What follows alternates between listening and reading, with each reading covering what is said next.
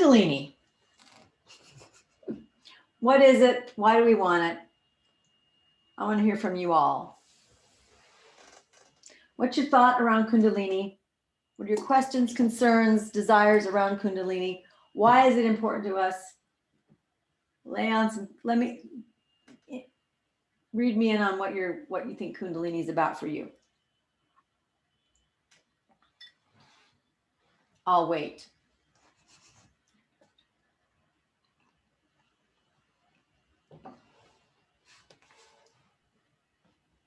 I'll go. Great. Kundalini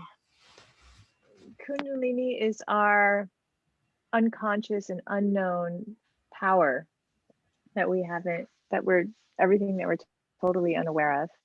And the process of waking up Kundalini is really just about us connecting and becoming more aware of this unconscious, making what's unconscious more conscious. Great. I'm just going to put all these in the chat. So if I get it wrong, just feel free to correct me. Yeah,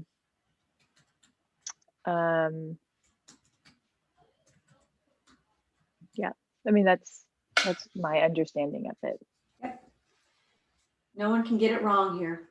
This is just, let's see where we are. Questions you might think about. What is it? What have I heard about it?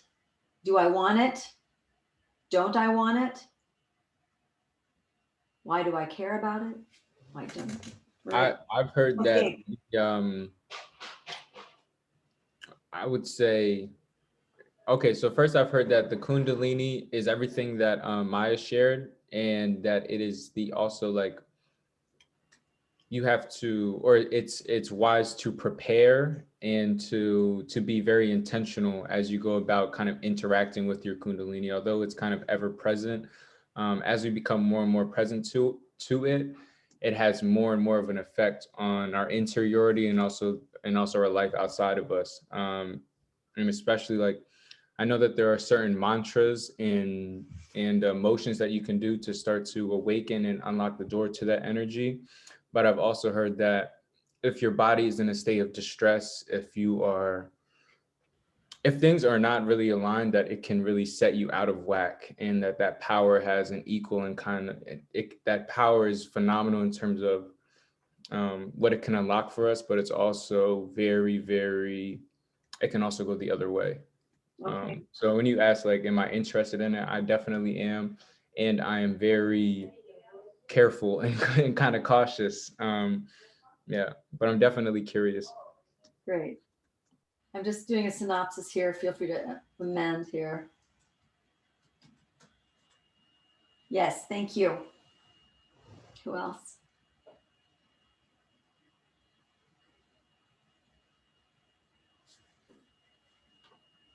Hi, it's Maria. I agree with what he said, because I think it's very interesting, but I'm more interested in finding out how not to have it derail.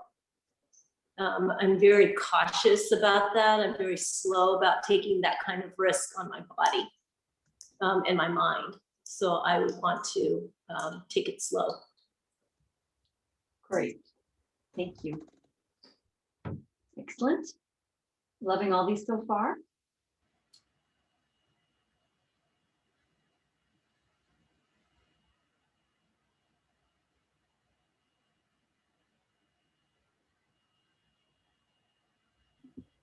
I've also heard it described as like a snake that's kind of coiled up before it's awakened. And most of us, it's like a snake that's kind of, snakes are coiled up, and as we awaken it, it can kind of stretch further from like our core area to the rest of our body. Cool.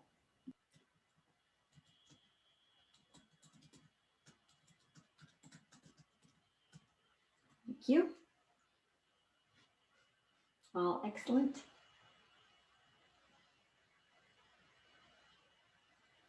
Yeah, I'd be curious if there's if you have anything to share, Jean, about the I mean, there's like the branch or like the, what would you call it? Like the business or Yogi Bhajan's Kundalini yoga of like, and I've experimented with some of it and had my own like opinions and experiences. Um, yeah, I seem to resonate more with the way that you presented it in trainings. And so just curious about like the chanting and the repetitive motions and kind of these like very intense things and doing crazy stuff with your arms that I don't know. Anyway, that's it. Great, thank you. I understand. I think I get your question. Remind me if I don't get to that. Happy to tell you my opinion, what I think is going on. Christine, were you leaning in for a? Yeah, I was actually going to comment along those lines. I've practiced Kundalini yoga in that school of Yogi Bhajan quite a bit in the past. And for me, I liked it. I enjoyed it personally. I thought it was a very fast way to access kind of a freedom in myself, and felt very powerful and almost like a drug-like quality to it. And yeah, whenever somebody asks me about it, I always say it's really weird. You wear white and you chant a lot and you do these specific pranayama and repetitive movements that don't really make sense at first, but then as you do them, they really invoke a certain, I don't know, potent energy within you, at least for me. So yeah, that's what I know about that. Great. I'm just writing some of what you said was involved in the practice there, basically, nutshell. Thank you. Good to have someone that's done it regularly. You know, I'm just thinking, just from the word Kundalini, I know kundas are fire pits, and so Kundalini makes me think it's kind of like a big little fire, so that it's. I'm wondering if there's the power. It just has the power to digest and metabolize everything in its stream, and like, you know, there's like a power that comes from being able to digest all of that stuff, and then like, I'm sorry, I don't know your name. Your screen says Mia Eliku. Gabriel. Yeah. Like Gabriel was saying, like, you know, if you're sometimes you can just digest too much, and then it can go everywhere. But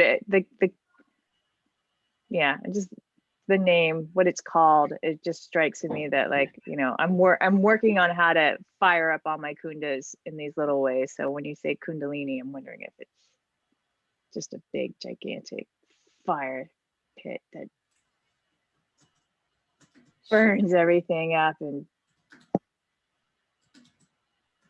Sure, write that down. Paige wrote in, she probably can't come on to think. Kundalini awakens your juicier aspects of divinity closely connected to the nervous system. Yes, thank you for sharing that. Anyone else? Jean, I'll share. Yes, Sam. It's my understanding that it's strongly connected to this divine feminine essence of creativity and power, and that free-flowing force that is not guided by the corresponding like male essence of consciousness. And so it's just this supermassive creative power that lies within everybody that is unformed, and therefore has potential for you know, good and bad. You know, it's like whatever we label it, but it's neutral in essence, but it can manifest in different destructive or constructive ways. Yeah, I think I understood. Okay, great. Thank you. Anyone else?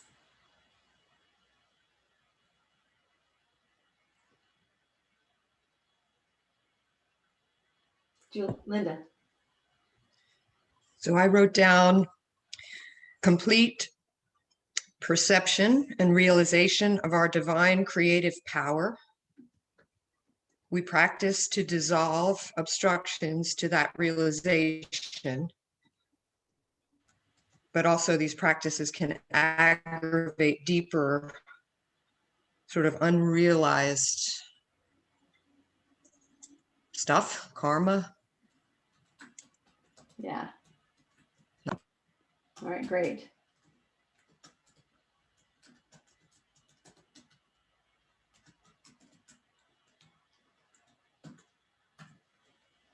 Anyone else?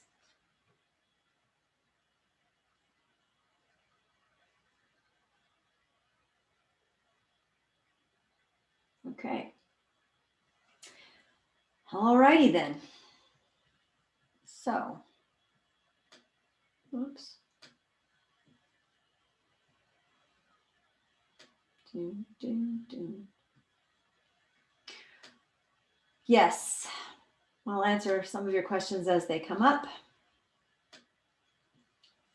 All yoga is Kundalini yoga because all of yoga is designed to waken each individual to the consciousness inherent inside of us.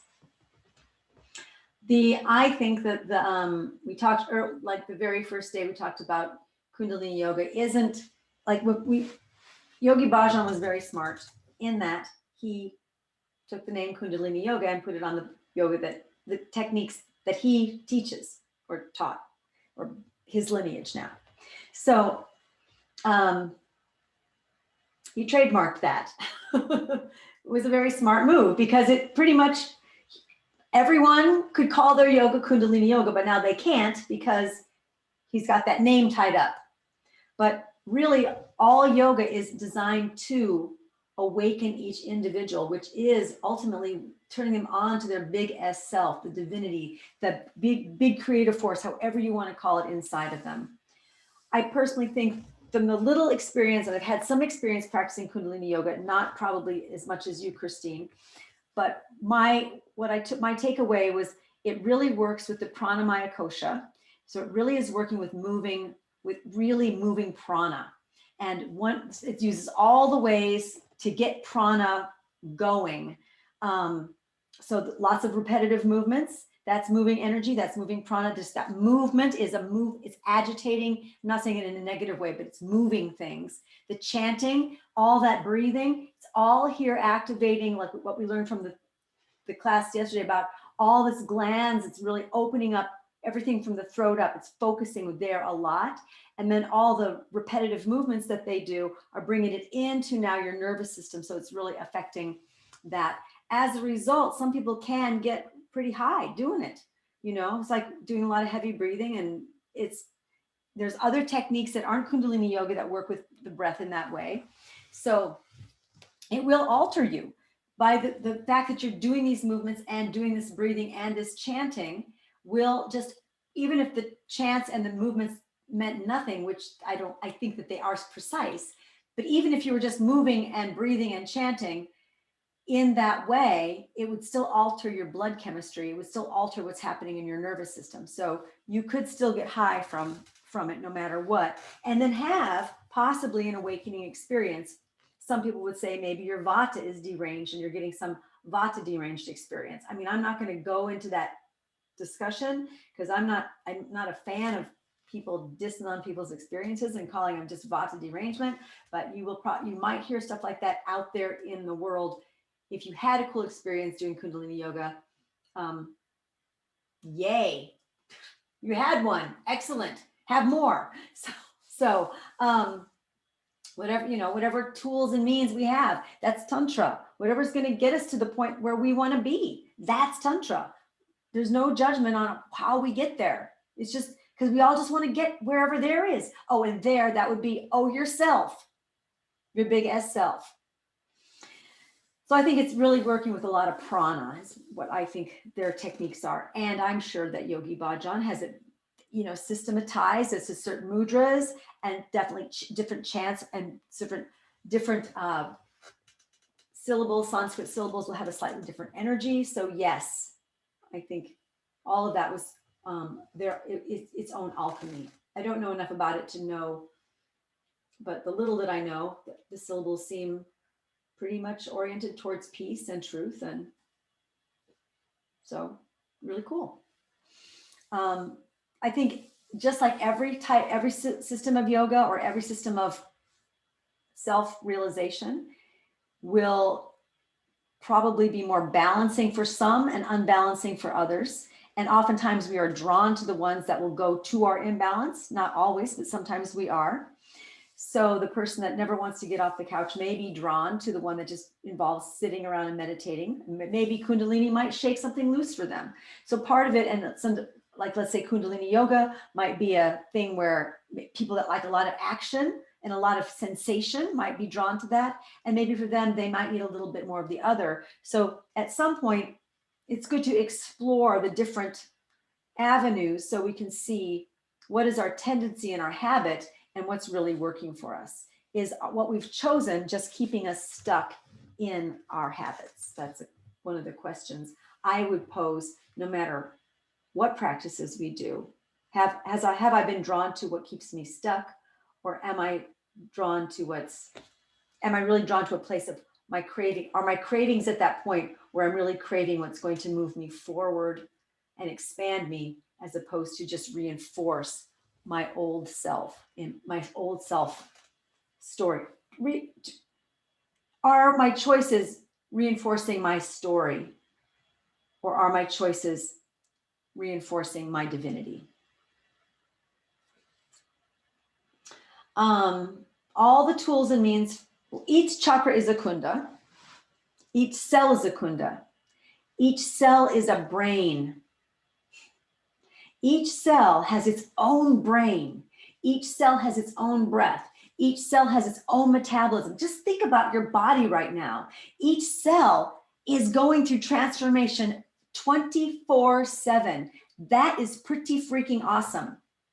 So anybody that tells me that they're not divine, I beg to differ. You have all these cells in your body creating, destroying, recreating themselves, destroying themselves, evolving yourself, digesting, energy, transformational centers. You are made of nothing but transformational centers, period. Just from the physiology of it. If we can just wrap our brains around that and then take that and like say, okay, self-worth, take that. I'm only created with energy centers, with centers of transformation. That's all I'm made of. How could I not be one myself? How could I not be that level of divinity? How could I not be that level of consciousness? Because that's what I'm made of. And just keep going back to your physiology to talk yourself into yourself. Talking yourself into your big S self. Just gonna look around the room for a second. See how we're doing. Great. All the tools and means for consciousness, whatever level you want to reach, are in our body, in this whole package that we came in with. We are the complete enlightenment kit. Nothing was left out. And there are no lemons. You know, no one didn't get a funky kit. Your kit's the perfect kit for you. Designed by, you, with the exact tools, the exact perceptions, the exact parents, the exact time you were born, the exact what you look like when you were born. All of that stuff was designed by you as consciousness to come into this life to work out your piece of material, the one that you said, oh, I want to work on that.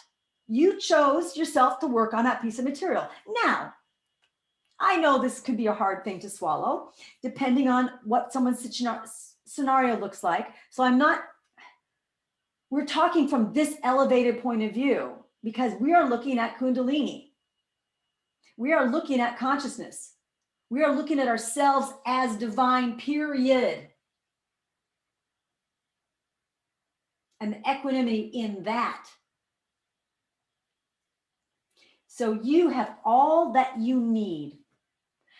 The trick is unlocking it for yourself, not scaring yourself into keeping it from yourself, saying yes to yourself, saying yes to what inspires you to find more about you, saying yes to saying no to some things. That was pretty good. Saying yes to saying no. I mean, for me, I needed to hear that. Thank you. Our ego, our body could be locked. You know, some of the mantras are locked because if we unlock them, like Om is a locked mantra. It's a sound, it's a sacred sound. But if we, from what I understand, when I learned it from Panaji, he said that Om is like one of the Bija mantras of Tara. And if Om was unlocked and everybody's out here chanting Om, then all of Tara, all of that Shakti of Tara, which is a lot of Shakti, would then be unleashed. Again, it's that thing of like forbidden tantra, like we're keeping it locked up and safe so you don't like take Om and just go, rah, watch me pull a rabbit out of that hat. Rah, the old Bullwinkle show. You know, at some point I'm going to have to get some new TV shows because people are just going to get, the generation is just going to just scream really loudly here, isn't it? Anyway, but the idea is this Om, it's locked so we can use it and it's not dangerous to us. It still does things, but the full power of it is not available to us unless some teacher or master has unlocked it for you. And you'll know when that happens because that'll be happening. So our body, our being essentially is locked. We come in, we've dumbed ourselves down for a reason. We've had tendencies and situations to keep us kind of stuck in stuff until we're ready to move forward. And only your divine timing inside knows when that is, when your own wake-up call is happening. And you know what? You have wired yourself to wake up. You wouldn't be in this training if you weren't wired to wake up. You'd be in a different training where you're waking up is a different scenario or it would look a different way. But I believe that all beings, all creation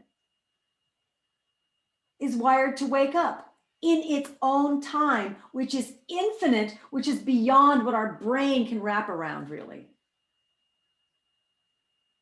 And what is our definition of waking up? Is the rock awake? I don't know. I'm not a rock right now. Maybe it's totally awake. Maybe everything else in the universe is awake, just waiting for me to wake up. Maybe if I see myself, everything, then I'll see myself in everything, because remember, it's never outside of yourself. We talked about that with the crown chakra thing, yeah? So instead of trying to wake everybody else up around you, just wake yourself up. And how do we do that? We use what's around us. Because we are not only our body, but we are in this big body of creation. So we have all of what's available to us to wake up how we wake up. Kundalini is that awakening. It is that unlocking. It is that moment of, wow, I will never unsee that. Wow, I can never unknow that.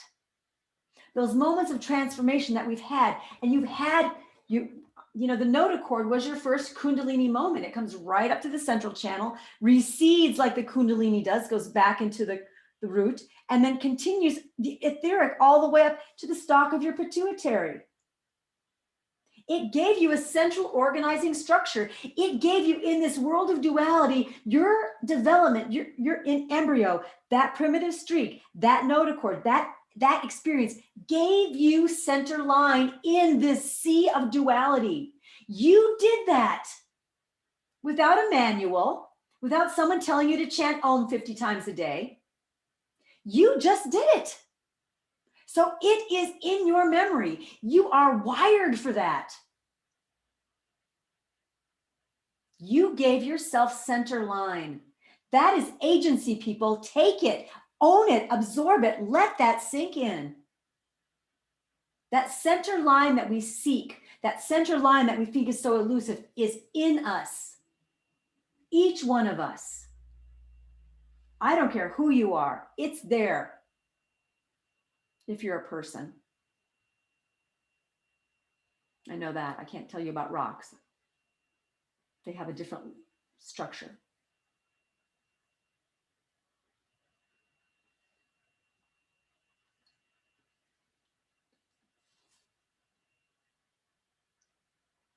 In a spiritual sense, we all have our own karmas, our own destinies, the way we express ourselves, what we do, how we do it. Each one of us, no matter what it looks like from our limited view as a personality, everything is doing its best. Whether we see it as coming from a place of love or evil, that's our shit. And that's my reflection on myself about where I still buy into duality. And I'm not saying we're going to not buy into duality, because, you know, we're in duality, but it doesn't have to be the only player. It's not the only game in the game closet. There's other games in there.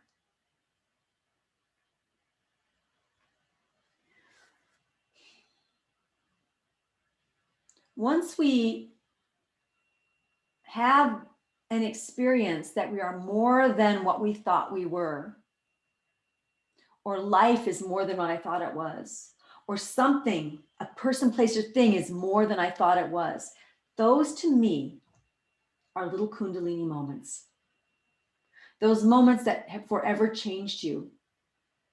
We talk about fire. You know, you put a piece of paper in fire. Fire is the transformative element, yeah? And you put a piece of paper in fire and it's never going to be paper again. Well, unless, of course, the ash goes into the earth and it grows into a tree and blah, blah, blah. But for the purposes of this demonstration, you put that fire in, it's not, as long as I'm alive, it's probably not going to be paper again. It's ash now, it's something else. Those little moments of you changing, forever being changed, are Kundalini moments. We're having them all the time. What if we stop looking at, we're seeking this moment where everything's going to get resolved for us, because that is just chasing something that doesn't exist anyway. Nothing just gets resolved. To think I'm going to wake up one day and everything's going to be resolved for me. Well, first of all, where would the fun in that be?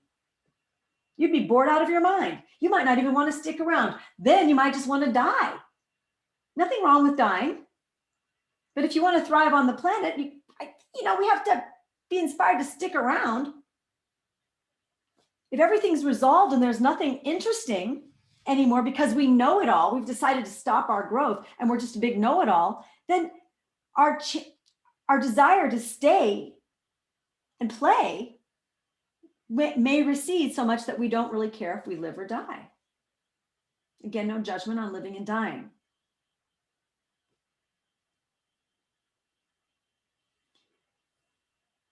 So instead of looking at the Kundalini as this thing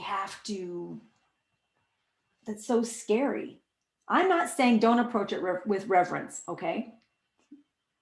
I'm not saying that. But if we start to acknowledge that we're having these Kundalini moments every day, whether we know them intellectually or not, each cell is going to die and recreate itself. We're having, on the micro level, Kundalini moments every day. We're having, on a bigger level, in our body, in our awarenesses, Kundalini moments. Moments where you really got something. Whoa, I got that. That would be I think that would be a little moment of Kundalini.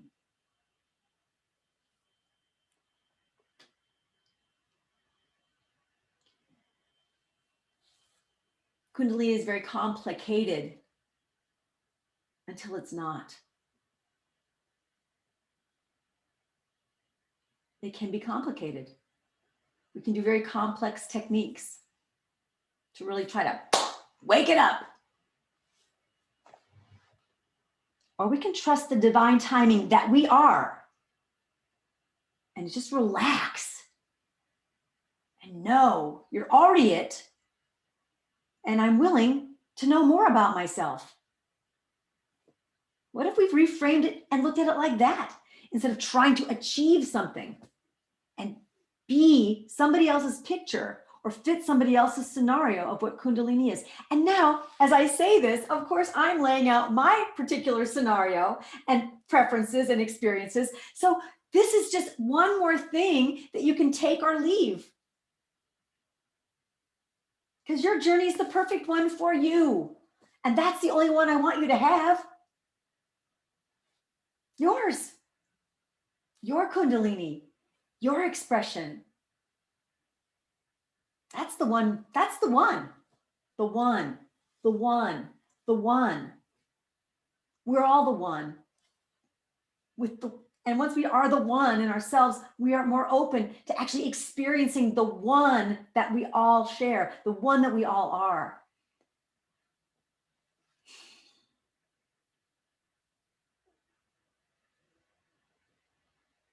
Awakening for me, awakening our understanding at a practical level is Kundalini yoga, whether we do yoga or not.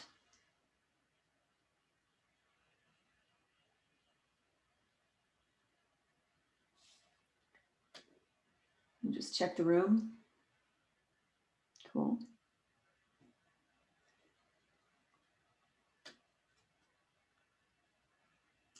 So we'll get into some yogic points of view now. But before I do that, just lay it out a little bit. Teacher Dennis Adams, Paige is also a student of Dennis, by the way. Paige, I called you out on that. I hope that was okay. I didn't mean to reveal, but she's a pretty awesome being. Everyone in this room is really awesome. But I studied with Dennis. I met him when I was in my 20s. And the first lecture I had was an interesting story about how we found each other. And as soon as he started talking, I knew I'd found my teacher, because he was just saying things that I knew were true, that I knew inside of myself, that he awakened me to parts of me parts of my knowledge that I didn't even have access to. So he gave me some keys. Just by talking and me being in the room with him, I started to see bigger, like right then, because I was willing and I was ready for that. And then I was studying with him for more years, and I'm younger, and he was also, the times were different, and we're all really kind of living on the edge, and like a lot of oscillation, a lot more extreme practices, like way more extreme practices that I don't really teach that much these days because they're really extreme. And we were really going into the oscillation, going through the pumping. It's kind of like Kundalini yoga in a way. I'm just going to maybe, like you're really pumping something really high, then you hit really low. So you're really doing that big sine wave of oscillation, of hitting highs and lows, going through center line. I've talked about that before. And then, all these practices and things to do, like certain ways of fasting and all these other types of stuff, and some life decisions that were pretty huge. And I started to see people around me literally kind of burn up. I mean, they didn't actually, self-combust or anything like that, like a Kundalini experience. But I saw people melt down. I saw people kind of drift away. I just saw some people reach places I go, I don't really want that for myself.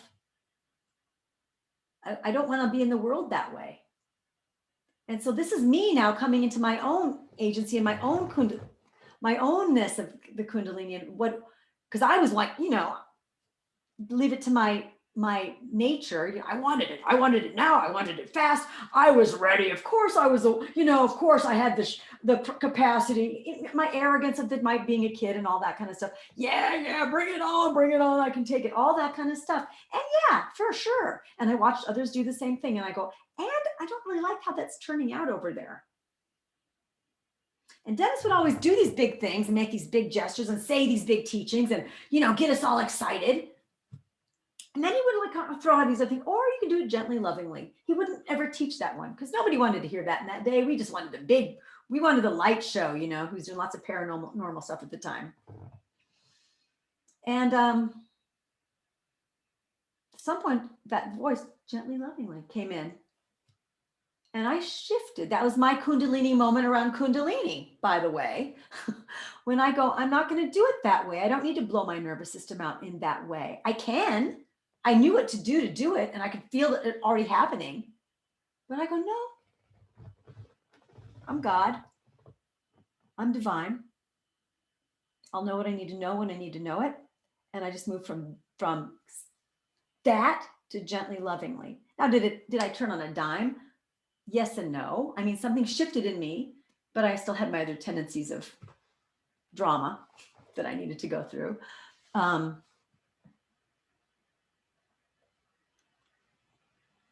I do know for myself that if this is not true for me, if Kundalini has to be in a certain way or look a certain way, then everything that I know spiritual teachings wise is wrong. Then everything that I've been teaching is wrong. And that I've been going down a path that will not lead me to myself. And if I ever find that that's true, I will get in touch with all of you and say, hey, I got a new insight.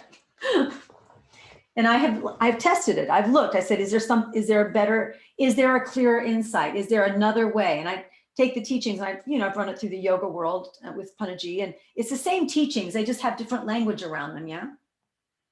And where the stuff that falls away, well, that's just stuff. And I don't spend a lot of time with that, but I go for what rings true. And I keep testing it to see, am I missing something? And at this point, no, I'm not missing anything. Again, if something comes and I go, wow, I will definitely let you know, because I would want you to have that information. Yeah. So,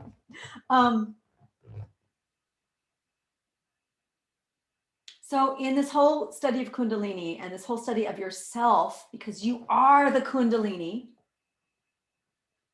gently, lovingly can be an option. You already are it.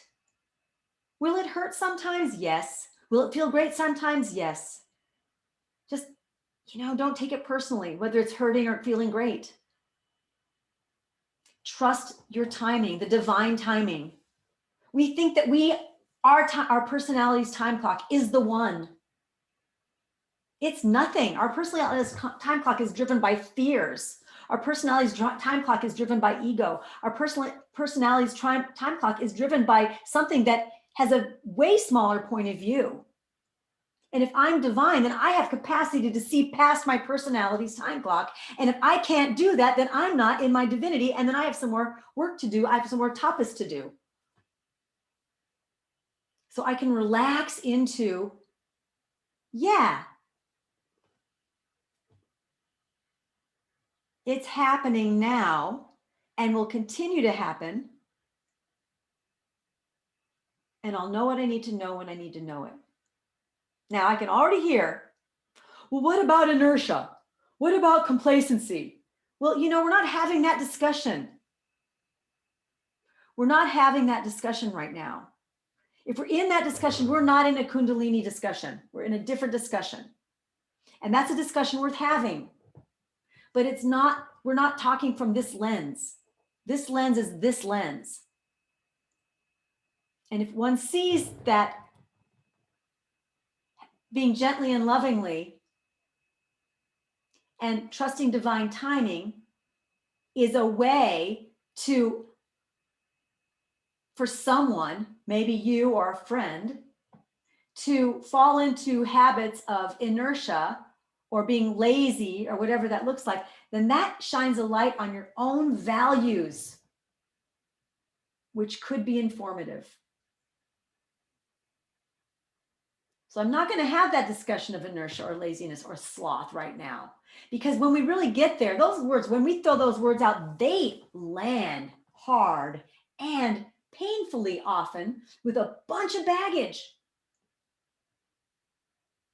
I'm not going to land those words. I kind of did from the back because we needed to have it because it was out there. But I'm not going to have the discussion. Yeah, if it leads you to laziness, so be it. It's divine laziness. And let's say yay, yay to laziness. What if I say that? No.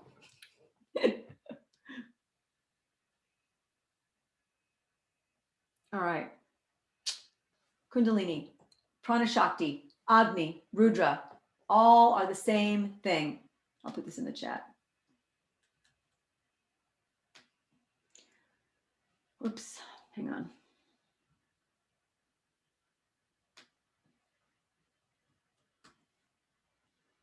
Is that it? I think I got them all. So we ask about what's the difference between this? What's the difference between that? And I get that we want to sometimes know. These words are thrown around a lot, but ultimately they will come back to meaning the same thing. So I'm going to go into Kundalini Shakti, the energy of Kundalini, versus Prana Shakti, or the energy of prana, and give a little bit of discussion around that. So Kundalini, and this is one way to just, if you're in a teaching or an environment where people are talking about Kundalini and prana as different things, and sometimes we do that because we're trying to highlight different teachings. This is one way you can think about it. And the idea of how Kundalini and prana work together, the Shiva and the Shakti, like the Kundalini would be the Shiva, that would be the dormant energy, the prana would be the Shakti. So that's another way, the active energy. So let's just put this out here and just see how this lands. So the Kundalini Shakti, or the energy of Kundalini, from this point of view, not the definitive one, not the only one. It's this vast reservoir that's available to us in dormant form. And many of you said that already when we opened up what was Kundalini. It's available to all of us and in everything, whether you're a buffalo, whether you're a painting, whether you're a rock, whether you're a person. Everything has it, or it wouldn't be in creation.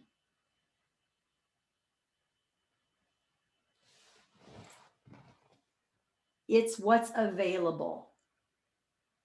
It's infinite because we came from the infinite. Remember the Samkhya lecture we did like first weekend? So if it's infinite, there's no limit to as much. So you can't use it all up, and you can't hog it, and you can't take it away from someone, and you can't even give it to someone, really, because we're drinking from the same pool here. No germs. Prana Shakti, the energy of prana. Remember when we talked about prana tejas and ojas, prana is the animating force, et cetera, et cetera, et cetera. Prana Shakti in the yoga world, or at least in this lineage of yoga world, it's what awakens Kundalini Shakti. It's the energy that says, oh, you've got some Kundalini energy, you've got some energy here.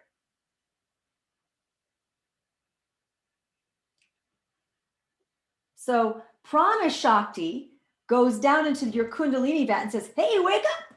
And then you have a spurt of that. So Kundalini then turns into prana, which is something you can use, where Kundalini is something you don't really use. Kundalini is something you have. It's your bank account. You have billions of infinite amounts of Kundalini, a bank account. You've got infinite resources in the bank account of your Kundalini vault. You figure out the key, open it up, and it takes energy to do that, awakens it, so you can pull some of that energy out of your vault, which immediately, once you tap into Kundalini energy, it turns into Prana Shakti immediately. Now I have bills, I can spend this prana. I bought prana bucks. I can go spend it anywhere. I can invest this new energy any way I want to. I can invest it into reinforcing my tendencies. I can invest it into changing the world. I can invest it into more meditation. I can invest it into more self-discovery. I can invest it into judging people. I can invest it into not judging.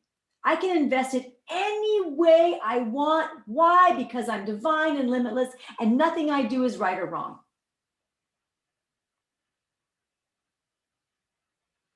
So the question is, now it's on you. How do you want to invest your prana? How do you want to invest the prana? You did all those practices to get yourself awake to more Kundalini, more energy, and now you've just been dumped a load of it. What do you want to do with it? That's the question. This is where these teachings, these foundational teachings that we lay out here over and over again of non-judgment, of what's your value. This is where this comes in, because you will invest it consciously or unconsciously. And if you're not going to consciously invest it, you will unconsciously invest it into what your old value system has been, because you won't know where to put it unless you decide, I'm not going to put it there. Maybe I'm going to hold it as long as I can before it finds an empty junk drawer that needs junk in it. Remember that analogy? You clean out your junk drawer, and then if you don't put something in there, it's just going to become a junk drawer in a week. So how long can you hold your prana so you can consciously put it somewhere else? So it's important to know what you truly value, because you're only going to put it where what you really value. And this can be an awakening in and of itself to say, wow, that's what I value. Yikes. Oh my God. Because we may value things we don't think we value, or we don't think that we should value, but we value them. No right and wrong in what we value. But to get real with yourself, that's telling yourself the truth. And say, okay, if I do value that, maybe what if I consciously invested in it for a change and see where it takes you? Then maybe you'll fulfill some karma there, or fulfill something or desire there, so you can move on and digest it. Maybe investing in it will actually give you a chance to digest that value, so you can move on to another value. Just a thought.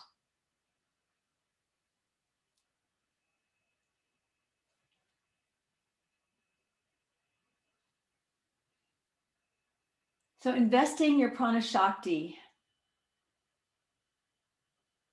Let's just take it. I'm just going to let that sink in.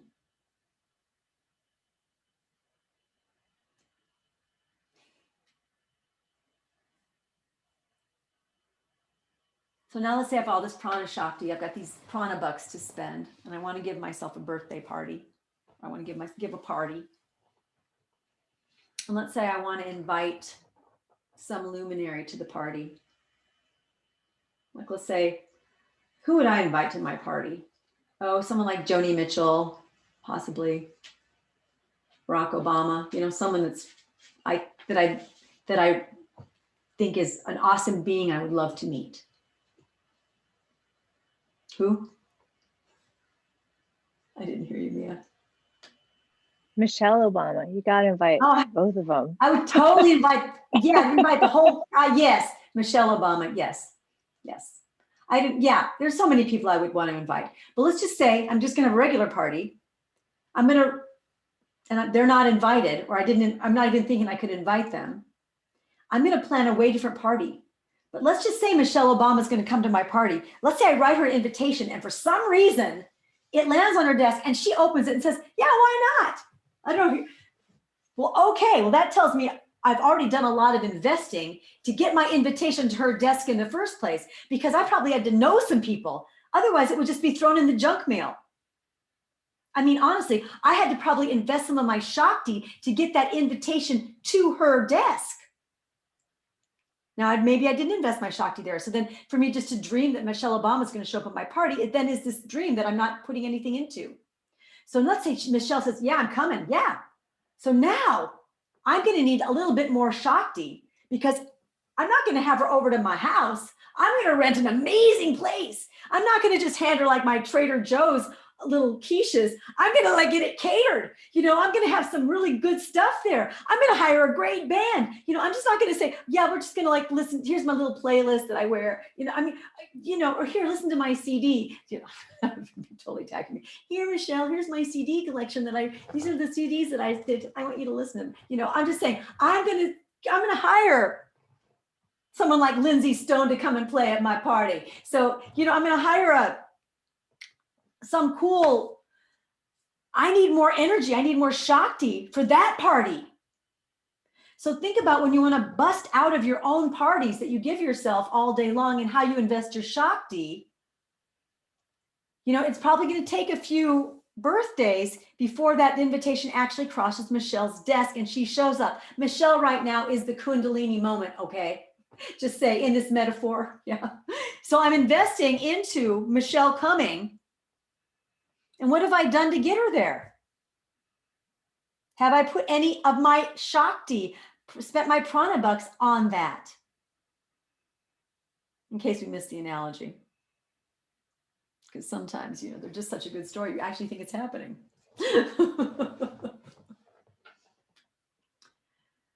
All right. Kundalini Shakti. Kunda, K-U-N-D-A, means fireplace or fire pit. Kundala, K-U-N-D-A-L-A, means coiled. And there's the snake that's coiled, the dormant Shakti. So what lives in the fireplace? Fire, heat, movement. Your body is a kunda. A kunda is also the time and space filled with this creative Shakti. In Sanskrit, breaking it down a little bit more, and I'm no Sanskrit expert, by the way, Ku means the creative, and it also, Ka comes from the Ka, ka, and then that also has an idea of time and space, because Ka shows up in many time and space Sanskrit words. And then Anda, A-N-D-A, means time and space field. So Kundalini is one who resides in the kunda, she who dwells in the fire pit. The lini in Sanskrit makes it into the feminine, not female, but the divine feminine. For whatever that energy is. It's neutral though, just like Sam was saying, it's a neutral energy. It's this place of one who fills this bowl where limitless possibilities reside. And how do we tap into their limitless? We stop judging them. Once we've judged, we've picked a side and we've shut down, and now we're not in the Kundalini anymore. We're in a nadi. We're in a river flowing in a direction that may or may not be taking us to center line. Let's see if there's anything else I wanted to say. Oh yeah, and when we do this Kundalini, Mia was saying something about how this fire that just burns and digests all this stuff like that's in our chakras, these constructs, these life's experiences. Yes, it's this fire that transforms all of that stuff into a brighter light, creating space for a new reality, that transformational experience, my old way of thinking is now forever changed. I'm creating space by bringing this Kundalini energy in for a new reality. So I don't have to live the same way with the same constructs, with the same old. I don't have to be stuck in the rut of my own thinking, of my own choices, of my own habits. This reality, this new reality that we're creating space for was already there, by the way, but now we're living it. Now it's manifest. And it's manifest because we digested some of that old material and we made room for new material by digesting our old material. By digesting our old material, we make space for the willingness for a new reality to be part of us. This is why it's really good for us to know who we are. It also can be useful to know what we're letting go of, or to just, we don't have to know specifically, but to know that I have the capacity to let go. And I'm willing to let go, and I'm not afraid to let go. Letting go doesn't mean I have less. in some ways, letting go is saying yes to new space and saying, I'm done with my old space. Even though it doesn't go anywhere, it's still there. You always have access to it. You can't unknow something. You can't unlearn something. You're never without yourself and what you bring to the table. Sure, you may forget details about things, which is why we have like notepads. But when you really need those details, they come back. Unless they don't, and then maybe that wasn't their time to shine.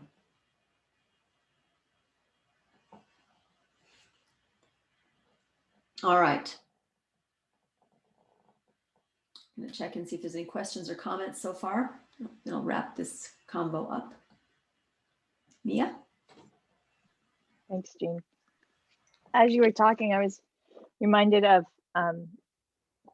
Rod talking about this, and you know, he's like, is Kundalini unconscious? You know, is it fair to say that the divine universal force is unconscious, or is it maybe that we aren't ready to receive what this is? And you know, the practices are about us, you know, making it a beautiful thing so that Michelle Obama wants to come to our party, right? You know, so you do all these things, but then, you know, sorry, I'm like, so are we, and so then I was like, okay, so we use the Agni to help clear all this clutter that's in our party space so that it's a beautiful space so that Michelle Obama wants to come. But now you're saying that actually Michelle Obama will come and like burn up all of this clutter and then actually make space for herself, kind of, right? I'm just kind of, I'm it seems I'm getting confused here, and maybe it's all of these things. It's prana, it's Agni, it's consciousness, it's all of this all together, which then it just seems like that's pretty cool, and we should just, why don't we just like do that all the time? You know, because then I think of sun, moon, fire, and we did, you know, I think you see where I'm going, where I'm like, okay, well, we can do the solar practices, we can do the lunar practices, or like, can we literally just shortcut all of that and just like have Michelle Obama come and deal with all of that for us? Well, you're Michelle Obama. So yes. And all of that is true. It depends on what nostril you're, you know, it depends on the many nostrils, and there's way more than two in this scenario. Which nostril you're breathing through? Do I need to clean up my house to make myself worthy so Michelle comes? Or it's just by making Michelle coming to my house is going to make me worthy. So, you know, so yes to all. And you can't get it wrong. And you don't really have to do anything because you're already it. But we want to do stuff, so we do stuff. If we really, really just could just really, really, really, I mean, really get it, that we are perfect right here, right now, game over. But then we have the thought, well, I am, but no, but then, you know, and then so then we're going to manage those things, those dust bunnies that come up. Yeah. Your house is fine for Michelle right here, right now. And if Michelle, because Michelle's going to come in the way she comes in, and if she shows up, you're ready. Which is why it's really important, I think, to really do the practices, not judging, loving unconditionally. If you've got these going, you're ready for any celebrity to come to your house because you're not taking any of it personally. It doesn't make you special or not special.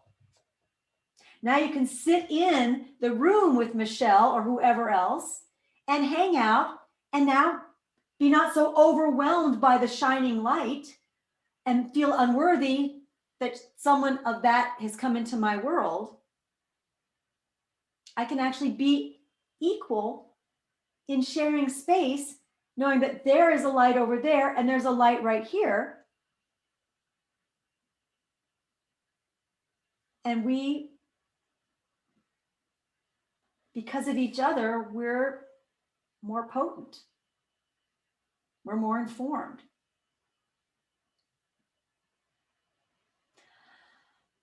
So yes to both and all, and pick the practices that you like. And it's not about, sometimes you got something that's just been bugging you.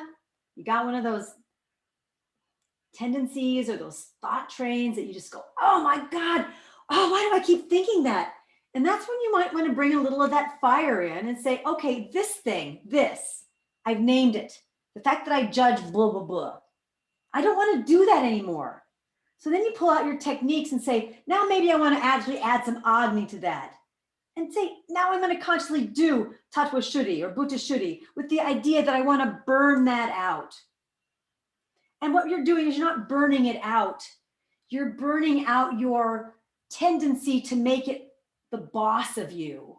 You're burning out the part of you that values it above all other things. Because whether we like to admit it or not, those things that we give our energy are the things that we value over all other things, including our divinity.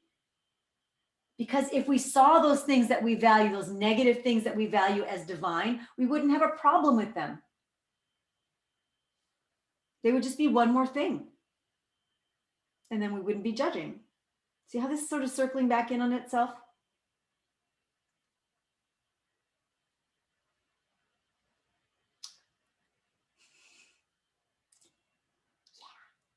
So, yes to all versions of Michelle. And you're Michelle. And you're also not Michelle.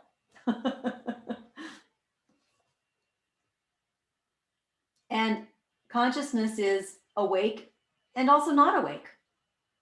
Because we're all of it. And consciousness is all of it also. So depending on what lens we're looking through it, what lens is going to help us see the part we're exploring.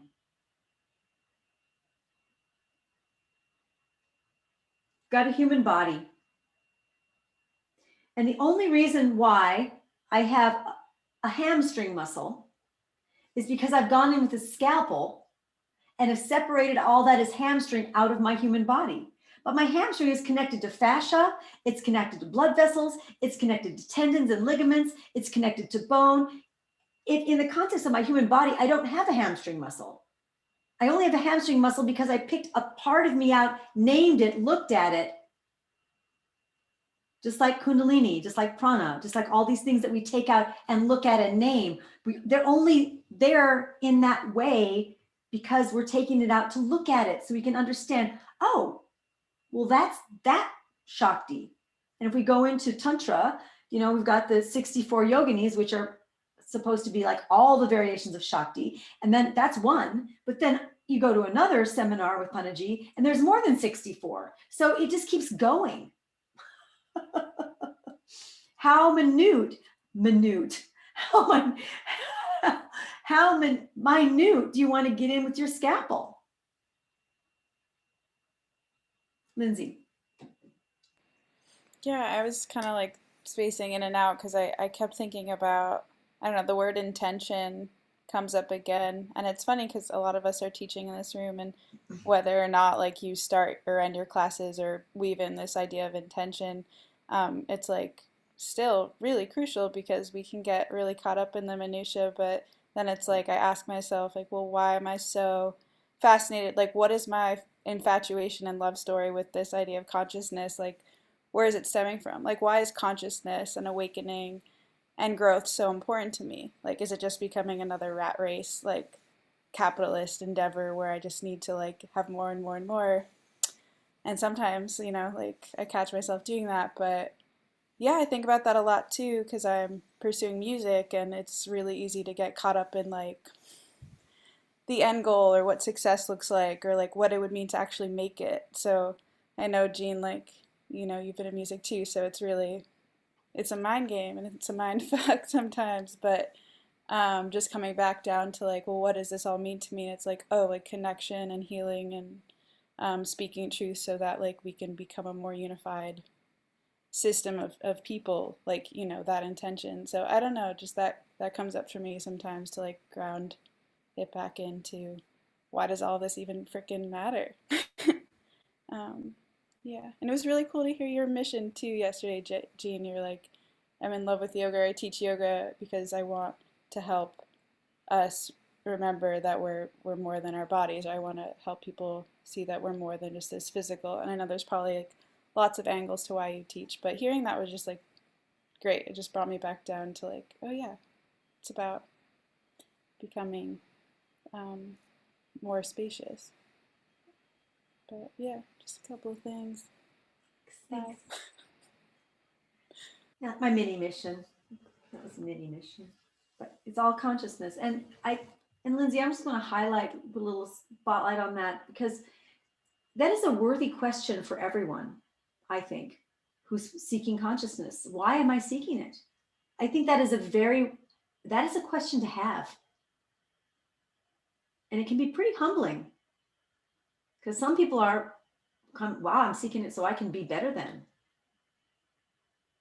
to be more powerful than, so I don't feel less than. I'm seeking it because I'm afraid if I don't, I'm going to get left behind when Armageddon happens. I mean, there's a lot of reasons that, you know, we can really go in there and parse out.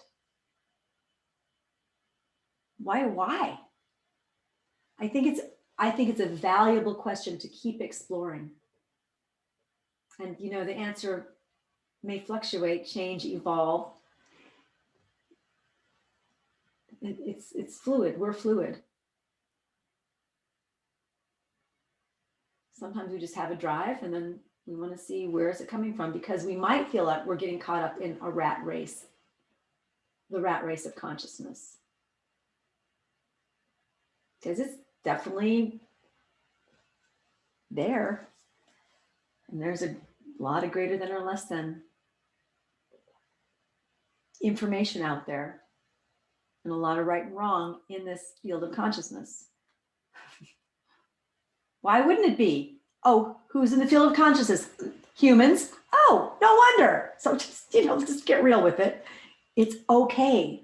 This is what we're doing.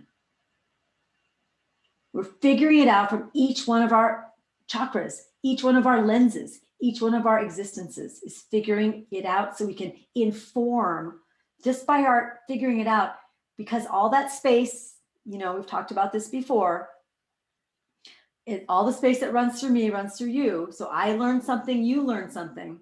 You learn something, I learn something. There's no wasted effort. There's no waste of anything you've ever done, because you've just one more point of view, which can get kind of overwhelming with all those points of view sometimes, which is why we take the scalpel out sometimes to say, I'm just going to look at this.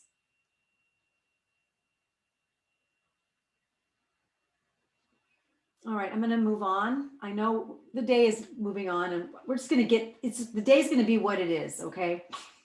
Do we need a break? Let me see how much more I have to say. No, let me just finish. I think I'm wrapping this up. I'm on the wrap up slope now.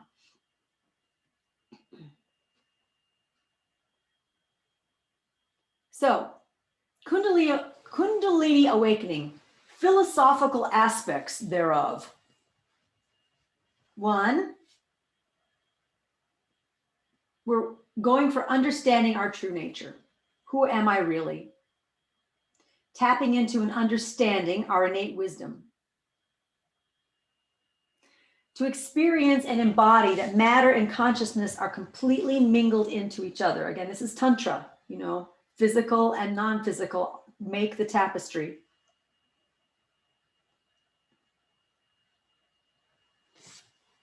And this, for some, would be saying this idea of Kundalini awakening, it is our purpose.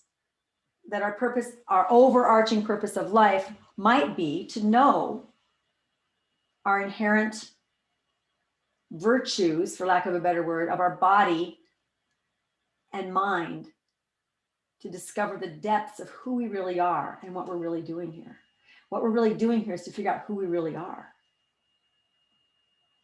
And then what do we do with that information? Well, once we figure out who we really are, I think we're going to know. And if we don't know, it's going to lead us to the next new question. Factors, now I put this in there just as a practice scenario, and I'm calling it, because we talked about rituals earlier with the right hand and left hand of Tantra. So whether you're doing internal or external rituals, factors which determine the efficacy of your rituals. And these are in the language of Pandit Rajmani Tiganayat, so it will be a little bit yogic and lofty. Purity of mind and heart. So I'm not sure I want to go down the purity road because I don't think you're not pure. But next one would be purity of intention. So what am I thinking when I'm doing my ritual? How focused am I? As I'm doing my chanting or as I'm doing my meditation, am I letting my mind wander to my to-do list? Or am I deciding, no, for right now, for this next 5 minutes, I'm going to not think about all those things I have to do. That would be my purity of mind. Deciding I'm going to come to the table and invest my Shakti in this for 5 minutes. And my heart, do I want to be there? Maybe I just don't really want to be there. Then why am I struggling with myself? Can I remember why I do my practice? This is a question I asked either yesterday or the weekend before. But why do we practice? What brings us to our practice? To remind ourselves that why I'm here in the first place. And then our intention, purity of intention. What is it why am I here? Again, why am I here? The timing of these rituals. Sure, I can do it at a time when where I'm going to have more apt to be loving it and more apt to be, quote, successful in the fact I'm going to have a better time with it, right? There's times in my relationship, I know that if I want to have a really heart-to-heart conversation with my husband, when we lived in San Francisco, the time for that was not when he just got home from work. So if I want to say, honey, I really want to share some of my deep thoughts of the day, when he just got home from a 12-hour shift at working at Genentech, that was not the time to throw that down. So timing of your ritual. Is morning better for you? Is after a big meal better for you? Is before bed better for you? To find your sweet time for yourself. Take your old sweet time. Take your sweet time. Find your sweet time. And then how much inertia do you have to do what you love? How much inertia do you have around giving yourself that sweet time? And then if you're putting something like there, you've got an issue or a project that you're working on, what is the size of that issue? What is the size of that project that you're working on? If you're bringing your whole thing of fear to the table, that might be you may need to go into there with a scalpel and parse it out and get little pieces of it first. Instead of saying, okay, I'm going to deal with my fear and plop it on the plate, that just might be too big of a meal. And then we have the unseen things like how many karmas do we have? How much unseen energy do we have around what we came in with? We don't have to know what that is. Just acknowledge that if things aren't happening according to our personality's timeline, it might be because of unseen factors that we don't need to know about. Just keep trusting that we're doing it and it's working.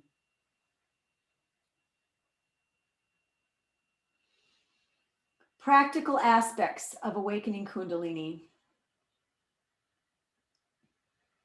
Find a point to begin. Hatha Yoga likes to start at, the nadis and the Muladhara, the root chakra. But I would say always, for me, have some relationship with your root chakra. Kind of know what your tendencies are there. Don't go in don't be afraid of it. Go in there and see, where am I? Because that will really be the thing that will help you let go, help you digest, help you frame and ground. I think it's important. I'm just going to skip some of these because we've already talked about them. And then start working on your attitudes and your preferences. So now we move up into the second and third chakras. So now we're starting to look into the things that I like, kleshas, right? So the things that I'm drawn to and the things that I run from. What's my relationship to power and empowering, or what's my relationship to being dominated or being submissive? That would be a third chakra thing. Just see what's my relationship in those.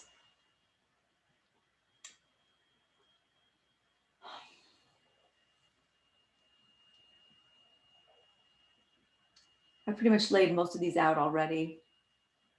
We can go through the list later if we have time, but it's already in your notes. Strength, there's one thing I haven't mentioned that I wanted to bring in this way, is that strength lies in the simplicity, not in the complexity. We've talked about that a little bit, but Panaji said this in a beautiful way, and I wanted to share this quote with you. Advanced doesn't mean doing what others can't do. I'm gonna say that again, and then I'm gonna go on. Advanced doesn't mean doing what others can't do. Advanced means that which makes you more advanced. What's going to advance you? That's advanced. That's doing an advanced practice. Advance in your awareness of yourself and your life. So doing an advanced practice is that which advances you.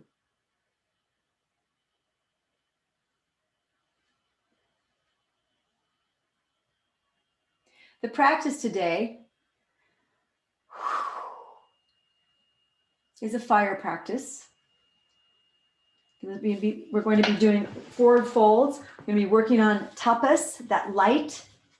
Tapas is that which helps you glow, that which helps you awaken your own inner fire, that which makes you radiant.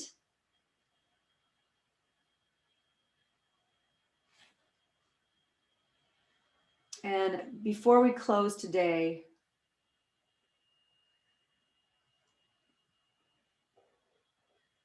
I want to say these in case we don't get to them, because to me, these are some of the takeaways I want you all to have. We talk about tending to our inner fire, and one of the ways we can be in service to our inner fire is to really look at our habits and stop draining our mental energy into things that we don't really want to be investing in. Watch our speech. What do you really mean? Does it need to be said? Does it not need to be said? Start viewing your body, your being as an altar, as a shrine. I know that's really esoteric and very yogic in nature, but if you can start seeing yourself as the divinity that you are, the place where you'd want to stay, the part of you that's Michelle Obama, would you want to show up in you? Can you be that to yourself?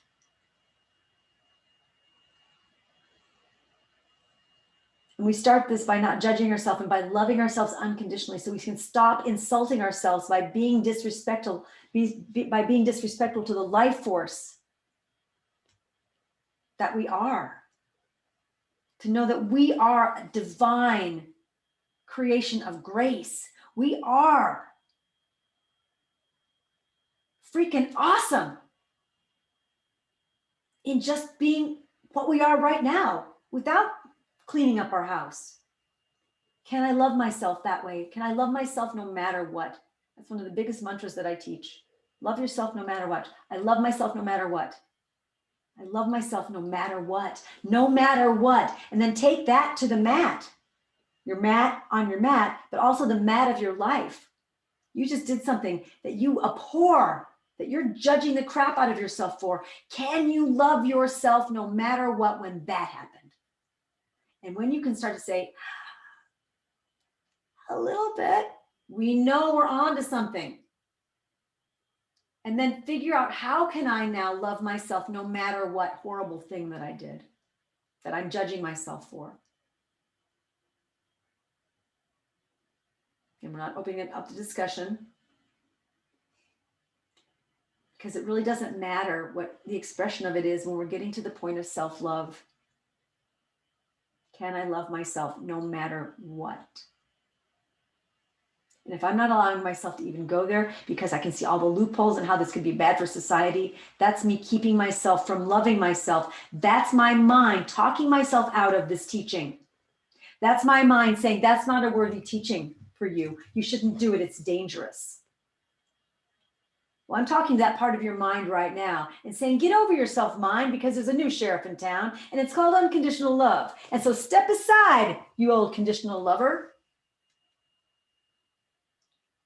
And stop talking me out of loving myself no matter what.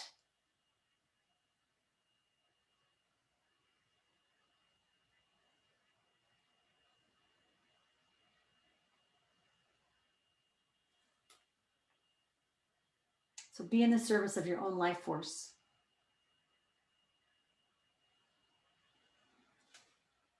And then whatever practice reinforces that or advances you, do those.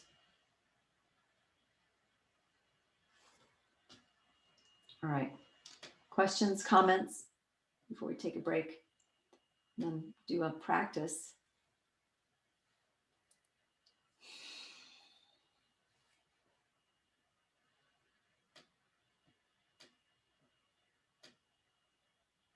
Nobody? I know I just kind of threw it down there for a minute. All right, let's take, it's 2 o'clock.